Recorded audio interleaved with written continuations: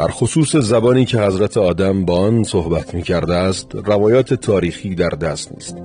ممکن است زبان سخن گفتن خداوند با حضرت آدم همان زبان محاوره‌ای آدم و حوا باشد. نخست این که برخی میگویند خداوند همه زبانها را به آدم آموخت. دیگر این که برخی میگویند زبان سریانی قدیم یعنی مادر زبانهای سامی و عربی زبان آدم ابوالبشر است.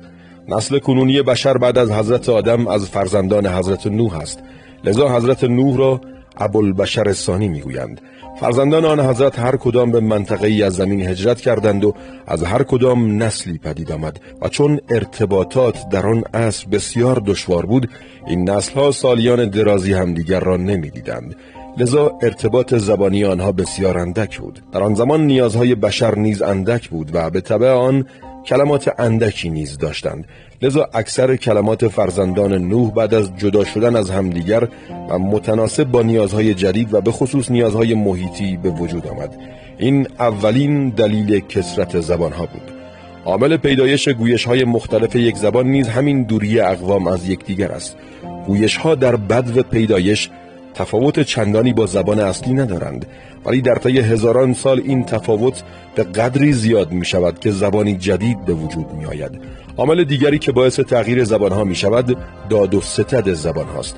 اقوام به دلایل متعددی مثل مسافرت‌های دست جمعی به خاطر قحطی یا به سبب جنگ‌ها با هم آمیخته شدند و به مرور زمان زبانهای آنها به هم آمیخته شده است.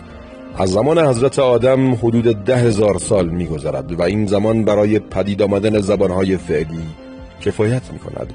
در عرض حدود 2000 سال زبان فارسی به قدری تغییر کرده است که امروز ما قادر به فهم زبان پهلوی نیستیم و یکی از مهمترین عوامل این تغییر در زبان آمیخته شدن زبان فارسی با عربی است، به طوری که حدود 60% کلمات فارسی امروز متاسفانه کلمات عربی هستند.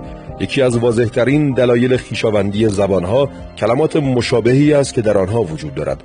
مثلا کلماتی چون بابا، پاپا، تاتا، دادا، آتا، ابا، آبا و یا مثل مادر و مادر یا برادر و برادر یا پدر و فادر یا یاشماق و یا یاچماق که فرانسوی و ترکی هستند به معنای نقاب یا جناح عربی و گناه در فارسی.